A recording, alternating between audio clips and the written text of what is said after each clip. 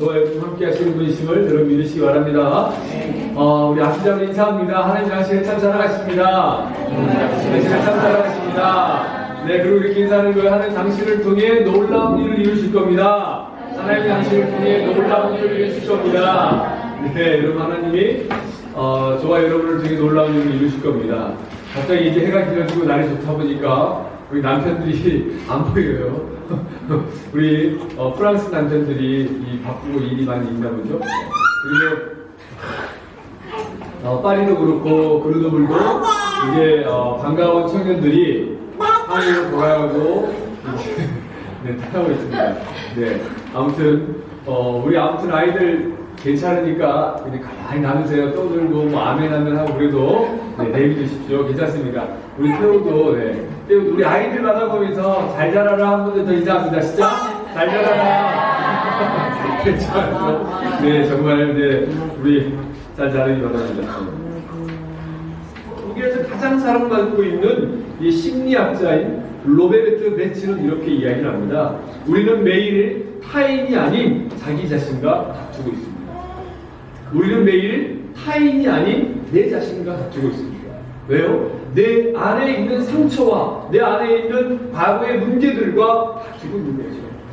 그래서 세상을 바라볼 때에 밝고 긍정적으로 바라보는 것이 아니라 내 안에 갖고 있는 상처로 말미암아 왜곡되게 바라보고 다른 모습으로 바라보고 사람들을 정말 좋게 판단하는 것이 아니라 긍정적으로 판단하는 것이 아니라 어긋나고 못하게 판단하고 바라보는 것들이 많이 있다는 거예요.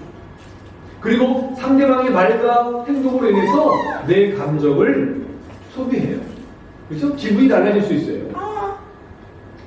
저는 목사로서 이 이영자 씨 이 이야기와 또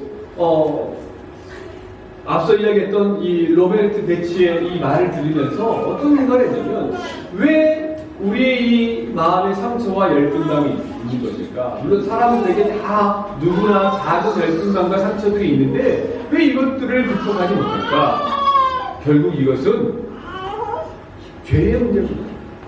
우리가 하나님의 형상으로 지음받았는데 가장 아름다운 모습으로 지음받았는데 그리고 그 창조자와 전지전능하신 여호와 하나님과 동행하며 삶을 살 수 있는 놀라운 은혜가 우리 안에 있는데 우리가 그렇게 살지 못하고 세상을 왜곡되게 바라보고 아름답게 바라보지 못하는 이유는 우리 안에 죄가 있습니다.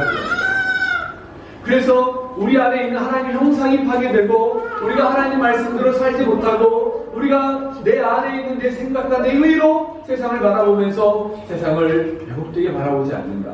그 상처가 우리 안에 있음으로 인해서 회복되지 못함으로 인해서 다른 사람들마저 그리고 세상과 나와의 단절함으로 인해서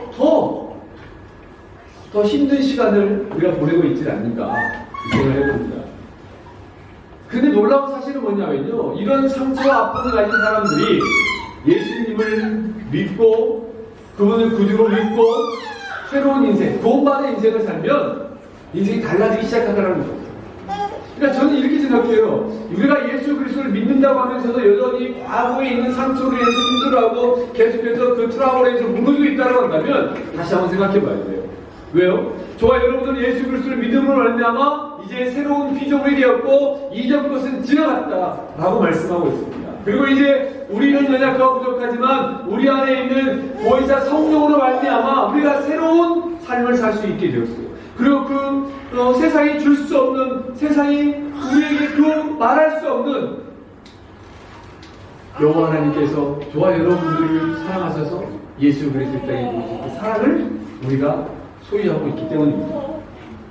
그러므로 사랑하는 여러분, 여러분이 삶을 살아가는 동안에 정말 힘들고 어려운 일이 계속 반복되는 상황이 있을 때에 삶을 잠시 멈추고 하나님께 나가기 바랍니다. 그럼 기도해요. 때때로 삶을 살다가 내 노력을 다 했음에도 불구하고 이게 안 될 때가 있어요. 이게 인생이, 이게 삶이지 않습니까? 그렇지 않습니까? 근데 그한테 절망하기보다 다시 한번 오늘 전도서의 말씀처럼 삶으로 돌아가기 바랍니다. 다시 하나님께 돌아가기 바랍니다. 오늘 전도서 12장은 이렇게 시작합니다. 너는 청년의 때에 너의 창조주를 기억하라. 곧 곤고한 날이 이르기 전에 나는 아무 낙이 없다고 할 해들이 가깝기 전에 라고 라고 이야기하고 있어요. 여러분, 우리가 잘 아는 것처럼 전도서는 솔로몬이 기록했다라고 이야기를 하고 있어요. 많은 신학자들이. 그리고 우리가 당연히 전도서는 솔로몬이 기록했다라고 생각을 합니다. 솔로몬이 어떤 사람입니까? 이스라엘의 세 번째 왕으로 지혜의 왕이며 모든 부와 명예와 영광을 누렸던 사람입니다. 근데 그가 모든 것을 누리고 난 다음에 잠시 또 하나님을 떠나서 살아겠지만 다시 하나님께 돌아오고 나서 고백하면서 많은 자만과 이 전도서를 기록했을 때 전도서 1장에 가보면 이렇게 이야기하고 있어요. 다윗의 아들 예루살렘 왕 전도자의 말씀이라. 전도자가 이르되 헛되고 헛되니 모든 것이 헛되다. 그래서 알겠단 봐요. 이제 정신없이 갑니다. 그리고 어느 순간에 무엇인가 이룬 줄 알고 봤더니 인생이 아무리 인생 삶 속에서 무엇인가를 이루고 해도 허무해져요. 이게 인생이라고 이야기합니다. 이게 삶이라고 이야기해요. 그래서 전도자가 모든 걸 다 겪고 난 다음에 한다는 말이 인생은 헛되다. 그래서 여러분, 우리가 성경은 성경은 우리가 비관주의자고 허무주의자가 아니에요. 그게 아니라 삶을 즉시하라고 얘기해요. 하나님을 떠난 인생, 죄인된 인생, 결국 인생은 죽을 수밖에 없는 유한한 인생인데 하나님을 만남으로 인해서 하나님을 다시 만나고 그분을 믿음으로 인해서 이 유한한 인생이 영원한 인생으로 나갈 수 있게 됐고 무의미한 인생이 의미 있는 인생으로 새롭게 태어나고 바뀌고 만들어 가신다는 것이에요. 놀라운 일이죠. 그래서 오늘 본문에 보면 전도자는 이렇게 이야기하고 있어요. 청년의 때에 너의 창조주를 기억하라. 청년의 때에 너의 창조주를 기억하라. 근데 그러면 그 청년의 때가 어떤 때인가? 우리 일절 한번 잘 나와보세요. 청년의 때가 어떤 때인가? 곧 공부한 날이 이르기 전에. 청년의 때는 어떤 때에? 공부한 날이 이르기 전이고 또 아무 낙이 없다고 할 해들이 가깝기 전에. 잘 보십시오. 너는 청년의 때에 너의 창조주를 기억하라. 즉 청년의 때에는 창조주를 기억하라. 근데 그 청년의 때는 어떤 때인가? 공부한 날에 이르기 전이라는 거죠. 아무 낙이 없다고 할 해들이 가까울 때라는 거죠. 즉 다시 한번 정리를 하면 청년의 때는 이 문자 그대로 인생에 있어서의 새벽의 시기. 저와 여러분들 같은 거, 저는 이제 저 청년을 하시네요. 아무튼 청년이죠 계속. 여러분들 같이 청년의 때. 그러니까 우리가 이 전도서를 보면 청년의 때에 여호와를 기억하라 그러면 20대나 혹은 30대까지만 봐도 그때만 청년이라고 생각하는 거예요. 그게 아니라 그것도 포함되지만 당연히 이 청년의 때는 공부한 날이 이르기 전에 아무 낙이 없다고 할 내가 가까워질 때에 근데 그러한 때에 지금 하나님께서 전도자의 입술을 통해서 우리에게 이야기하는 게 뭐냐면 그때에 너의 창조주를 말아 그러니까 여러분들 삶 속에서 더욱더 청년의 때에 살아가고 있는데 그때에 창조주를 기억해요. 창조주를 기억해요. 오늘 이 본문 읽기 전에 전도서 10장 14절 나오세요. 전도 10장 14절 오면 또 동일하고 귀한 말씀이 우리가 잘 아는 말씀이 있습니다. 전도 10장 14절 함께 읽어볼까요? 여기 거기 없을 거예요. 10장 14절 성경을 보십시오. 시작. 형통한 날에는 기뻐하고 공부한 날에는 되돌아보아라. 이 두 가지를 하나님이 변하게 하사 사람이 그의 장래일을 능히하게 알지 못하게 하셨다. 그러니까 시편 자문 전도서가 지혜의 서사 아닙니까? 시가서라고 이야기를 하죠. 근데 전도자는 시편 자문 전도서 7장 14절에서 이렇게 이야기해요. 형통한 날에는 뭐하라? 형통한 날에는 기뻐하라는 거예요. 여기서 기뻐하라는 거 뭐냐면요, 즐거워하라는 거죠. 형통한 날에는 좋은 생각을 하라 이거죠. 그리고 공부한 날에는, 공부가 뭐예요? 공부한 날에는 고통과 고난이 닥친 날, 참 힘든 날, 인생에 있어서 내 뜻대로 뭔가가 진행이 되고 풀리지 않는 날. 여러분, 이 공부한 날에 형통한 날에는 나이가 많든 적든 모든 삶 속에 나타나잖아요. 모든 세대에서 나타나잖아요. 그러니까 그 공부한 날에는 뭐하라? 되돌아봐라. 되돌아보라는 거예요. 공부한 날에는 되돌아봐라. 이 말이 뭐냐면요, 깊이 생각해봐라. 공부한 날에는 깊이 생각해봐라. 이 두 가지를 하나님이 어떻게 했다? 병행하게 하사 사람이 그 장래일을 능히 헤아려 알지 못하게 하셨다. 그러니까 뭐냐면 형통한 날과 공고한 날이 있음으로 인해서 하나님이 사람에게 장래의 미래일을 알지 못하게 하려고 했어요. 왜? 그 알게 하면 사람은 게으르지고 우리가 생각했던 모든 우리가 미래를 다 예측하면 다 잘 될 것 같죠? 우리 여러분 미래를 예측할 수 있고 볼 수 있다, 성견지명이 있다면 여러분 지금 당장 어떤 생각이 들어요? 로또 번호 혹은 어디에 부동산을 투자하고 혹은 내 자료가 어떤 자료가 혹은 내가 어떻게 갖고 오는 현재는 어떤 일일까? 내 직업을 뭐 해야 될까? 내가 미래는 무엇을 해야 성공할 이 생각밖에 안 하거든요. 지금 여기 여러분 아주 세속적이고 세상적인 거죠. 근데 여러분 지금 목사님 이야기가 여러분 이해 안 될 텐데 돈이 마음이 많고 여러분 지금 정말 우리 이야기잖아요. 지금 우리 어학한 학생들 특징이 뭐예요? 배도 따고 막 학교 합격하면 그러면 전물 같지만 막상 배도 따고 합격하면 뭐예요? 또 졸업해야 되고 또 졸업하기에 대해서 기도하지만 기도하다 보면 또 뭐가 있어요? 이제 졸업을 잘해서 스타 돼야 되고 스타되면 막 좋은 직장 가야 되고 또 하다 보면 또 간절 연하는 거 있잖아요. 또 결혼을 해야 되고 또 결혼하면 어떻게 됩니까? 예, 좋은 자식 낳고 좋은 자식은 결국 자식인데 자식 잘 키우고 그리고 자식 키우다 보면 뭐예요? 또 좋은 학교 보내야 되고 끝이 없습니다. 근데 아무리 돈이 많고 여유가 있음에도 불구하고 그 안에 만족할지 모르는 게 인간의 모습이에요. 근데 하나님께서 왜 우리가 기도만 하고 하나님 살아계신다고 하니 기도한 모든 게 인간도 잘 돼야 되는데 왜 형통과 공고한 날을 함께 주셨을까? 그 일을 통해서 인간의 약함을 고백하고 하나님께 더 나아가라. 그래서 형통한 날에는 기뻐하라. 왜? 형통한 날에 기뻐하라 이 말이 뭐냐면 막 방종하고 내 마음대로 교만하는 것이 아니라 형통한 날에는 좋은 것을 생각하고 아름답게 생각하고 결국 뭐예요? 가장 아름다운 건 형통한 날에 하나님께 감사하는 거죠. 공부한 날에도 하나님께 마음을 드리는 거죠. 나아가는 거죠. 그래서 내 삶을 뒤돌아보는 거예요. 왜 이런 일들이 나에게 다가왔을까? 그럼 내 삶을 정리해보라는 거예요. 삶을 뒤돌아보는 거죠. 이게 쉬운 것 같은데요.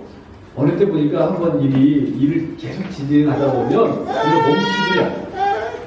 우리가 멈추지 못해요. 쫙 나가야 돼요. 다 돼 있죠. 쫙 나가야 돼요. 근데 잠시 하나님 때때로 우리에게 뜻하지 않는 질병이라든지 병을 수술하게 한다든지 또 가족들의 문제를 놓고 삶을 뒤돌아보는 거예요.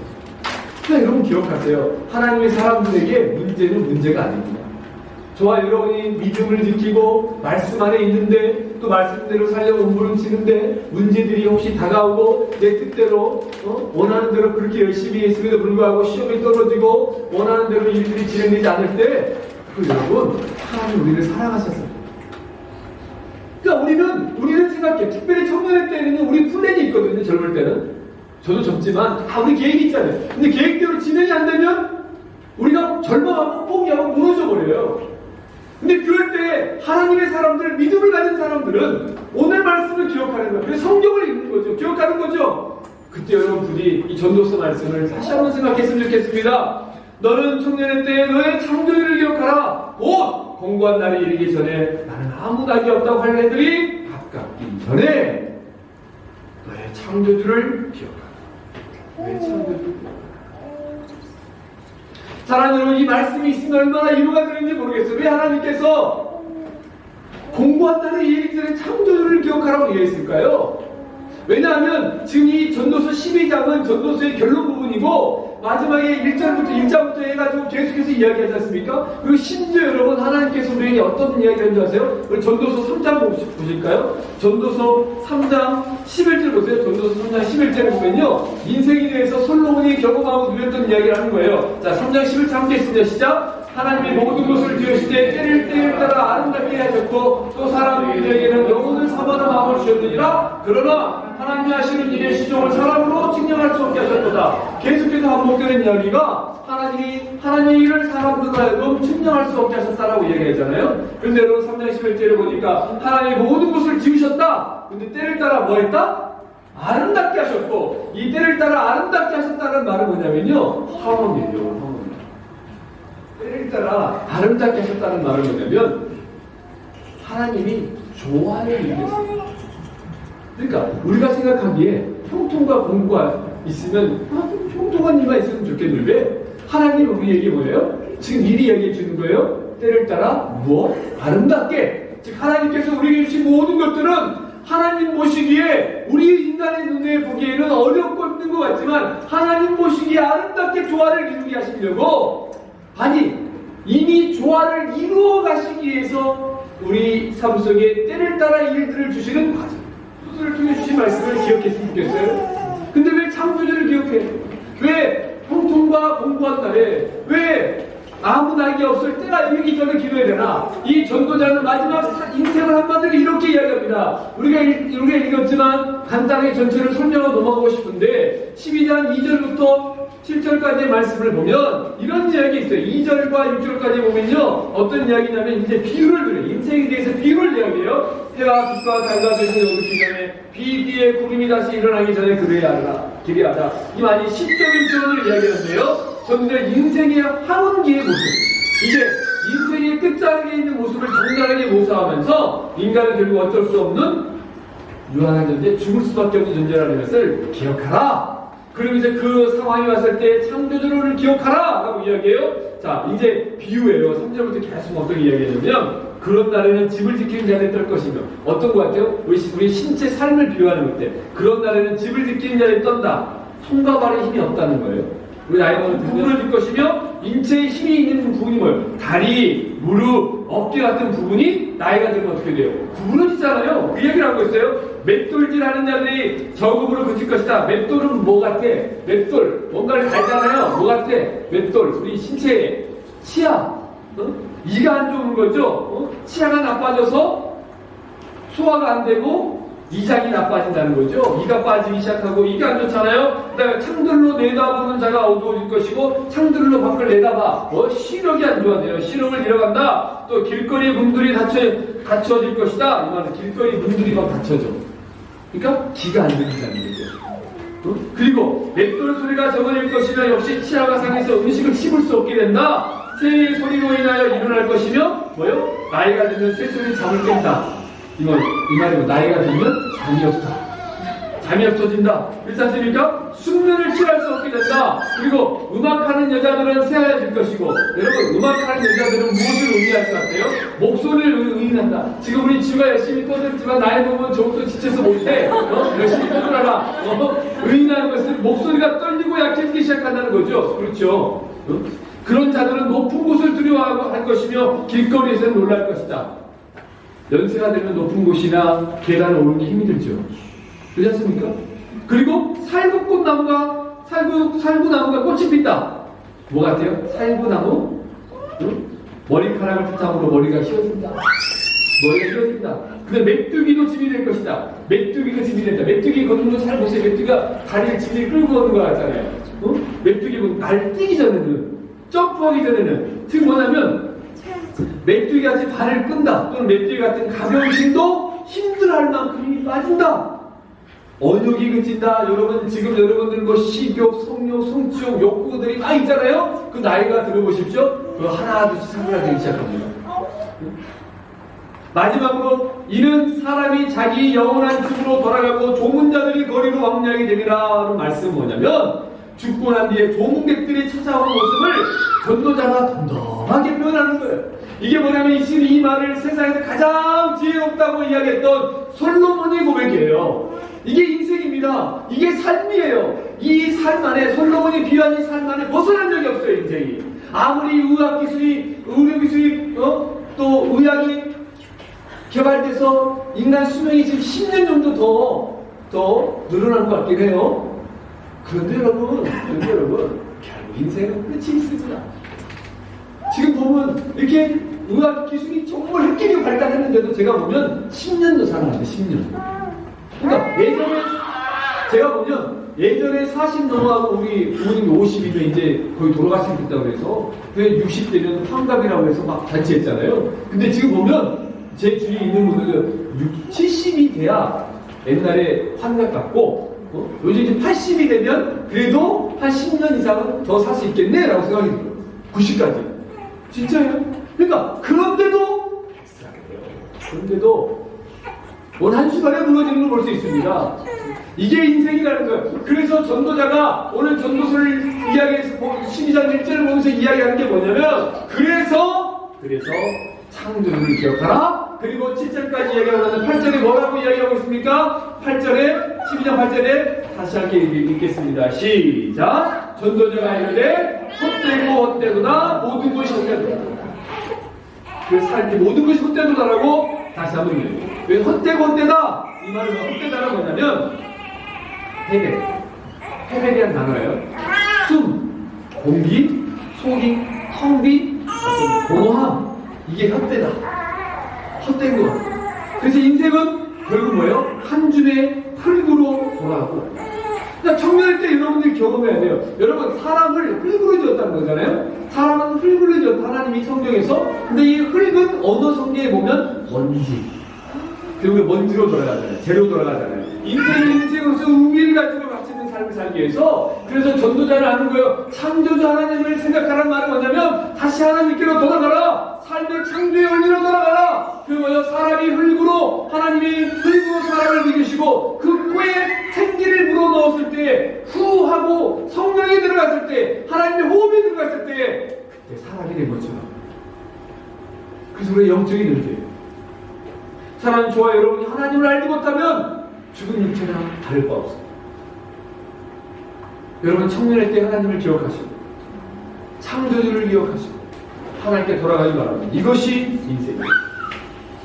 그렇다면 여러분 우리가 창조주를 기억한다는 말은 무슨 말인가?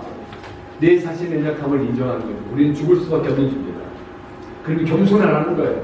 인간이 무엇인가를 인간이 지식을 가지고 아무리 무엇을 해도 돈이 아무리 많아도 그것은 하나님 앞에 아무것도 아닙니다. 그래서 인간은 겸손하라.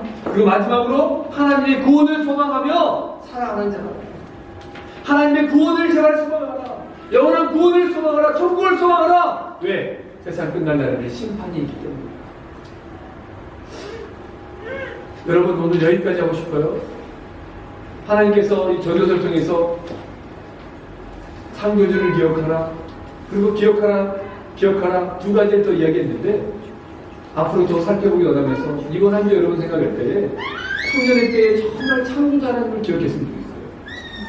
그래서 인생 가운데 하나님이 어떻게 우리의 길을 예비하고 인도하실지를 여러분들이 확신했으면 좋겠습니다.